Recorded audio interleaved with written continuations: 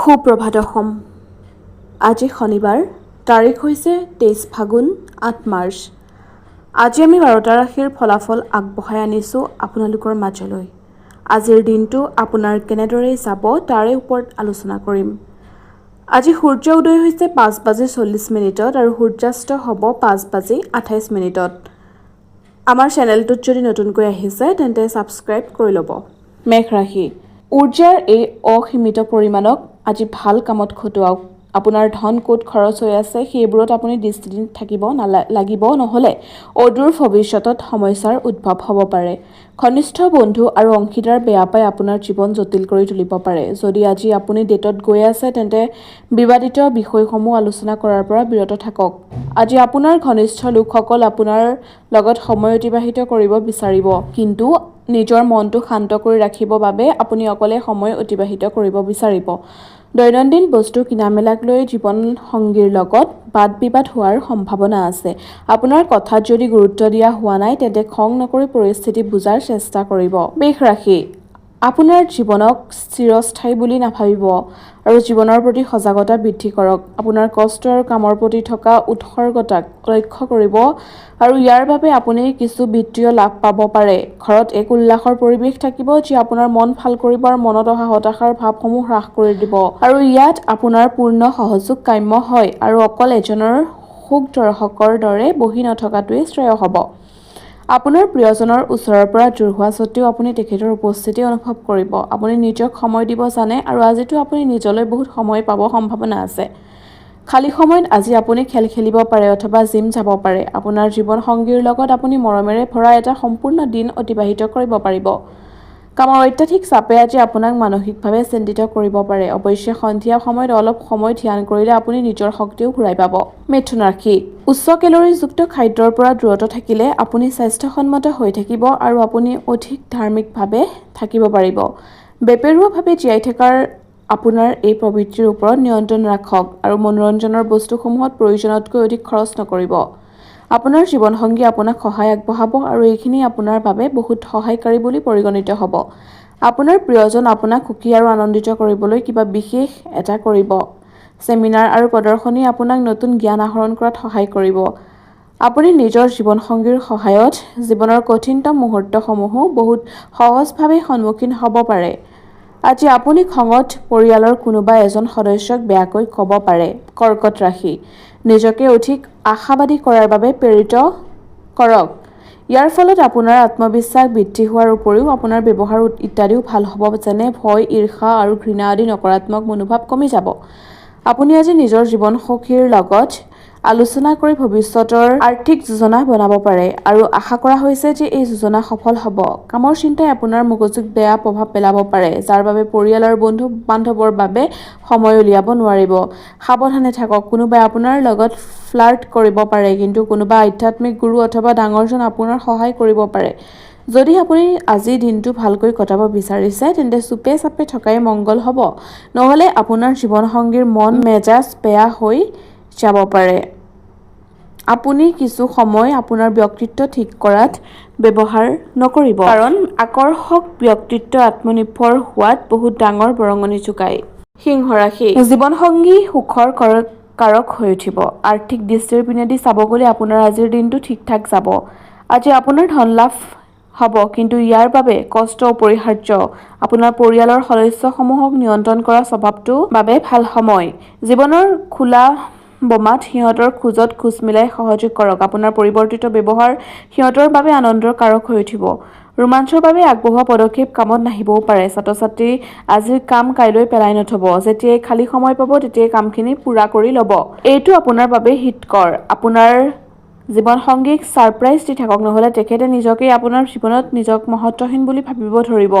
আজি কোনোবা বৰিষ্ঠজনৰ লগত আপোনাৰ তৰ্ক হ'ব পাৰে। এনেকুৱা পৰিস্থিতিত আপুনি নিজৰ খঙৰ ওপৰত নিয়ন্ত্ৰণ ৰখা দৰকাৰ। কন্যা ৰাশি। প্ৰয়োজনতকৈ অধিক খোৱাৰ পৰা নিজকে বচাওক আৰু শাৰীৰিকভাৱে সুস্থ থকাৰ বাবে নিয়মিত ব্যায়াম কৰক। নতুন যোজনা এটা আপোনাৰ চকুত লাভান্বিত দৰে দেখিব, কিন্তু আশা কৰা মতে আপোনাক লাভ দিব নোৱাৰিব। বিনিয়োগ কৰাৰ সময়ত অতি সোনকালে কোনো নিৰ্ণয় নলয়। পৰিয়ালৰ সদস্যসকলৰ আপোনাৰ জীৱনত বহুত গুৰুত্বপূৰ্ণ আৰু বিশেষ মহত্ব আছে। আজি এই ধুনীয়া দিনটোত প্ৰেম সম্বন্ধত থকা আপোনাৰ সকলো অভিমান নোহোৱা হ'ব। আজি সময়ৰ গতিৰ প্ৰতি লক্ষ্য ৰাখি আপুনি নিজৰ বাবে সময় উলিয়াব পাৰিব। কিন্তু অফিচৰ এটা কাম হঠাৎ আহি যোৱাৰ বাবে আপুনি আৰু সময় নাপাব। বৈবাহিক জীৱনৰ ভেটি হ'ল প্ৰেম আৰু ভাল খাদ্য, আৰু আজি আপুনি দুয়োটা বস্তুৰ অভিজ্ঞতা লাভ কৰিব পাৰিব। বাদ্যযন্ত্ৰ বজাব জানে যদি আজি আপোনাৰ দিন সংগীতময়ভাৱেও অতিবাহিত হ'ব পাৰে। তুলা ৰাশি, আজি ফূৰ্তি আৰু নিজৰ পচন্দৰ কাম কৰাৰ দিন। নিজৰ দৈনন্দিন খৰচত নিয়ন্ত্ৰণ ৰাখক আৰু আজি হাত খুলি ব্যয় কৰাৰ পৰা পৰিত্ৰাণ পাওক। আজি আপুনি ঊৰ্জা দি ভৰপূৰ থাকিব, লগতে জীৱনগামী আৰু শক্তিৰে ভৰা ব্যৱহাৰ আপোনাৰ ওচৰে পাজৰে থকা লোকসকলকো সুখী কৰি তুলিব। জীৱন্ত বাস্তৱৰ মুখামুখি হ'বলৈ হ'লে নিজৰ প্ৰিয়জনক কিছু সময়ৰ বাবে আপুনি পাহৰিব লাগিব। আজি শহুৰৰ ঘৰৰ পৰা আপুনি বেয়া খবৰ পাব পাৰে, যাৰ বাবে আপুনি দুখী হৈ যাব পাৰে আৰু বহুত সময় এই কথা ভাবোঁতে নষ্ট কৰিব পাৰে।